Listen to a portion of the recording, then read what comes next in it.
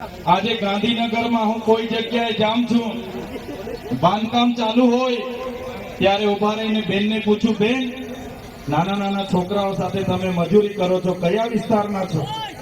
તો બેન કે ભાઈ અમે તો દાહોદના છે.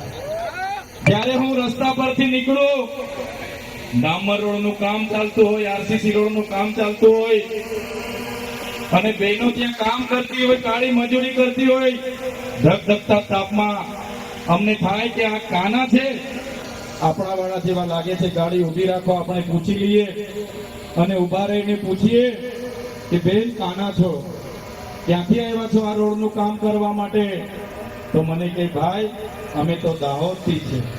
ત્યારે સાથીઓ, આઝાદીની લડત હોય કે આ દેશના વિકાસની વાત હોય, એ ચાહે વિધાનસભાનો પાયો હોય, હાઈકોર્ટનો પાયો હોય, કલેક્ટર કચેરીનો પાયો હોય, આઈજીડીઆઈજી કચેરીનો પાયો હોય કે ડીએસપી કચેરીનો પાયો હોય, એ પાયામાં આ દાહોદના લોકોનો પરસેવો છે. એટલે આ દાહોદના લોકોના પરસેવાથી બનેલી ઇમારતો છે. અમે ડેમમાં જયારે જમીનો જતી હતી, અમારા આદિવાસી સમાજે આખા ને આખા ગામડા ખાલી કર્યા છે.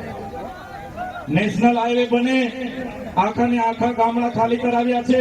નહેરોમાં ખાલી કરાવ્યા, જીઆઈડીસીઓમાં ખાલી કરાવ્યા, જીએમડીસીઓ માટે ખાલી કરાવ્યા.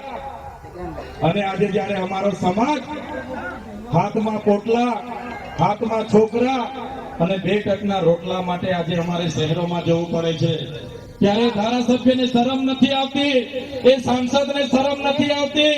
કયા વિકાસની વાતો કરવા માટે રથો લઈને ફરે છે? 30 વર્ષથી તમારી સરકાર છે, માત્ર ભય, ભ્રમ અને ભ્રષ્ટાચાર અમારા લોકોને જોવા મળ્યો છે.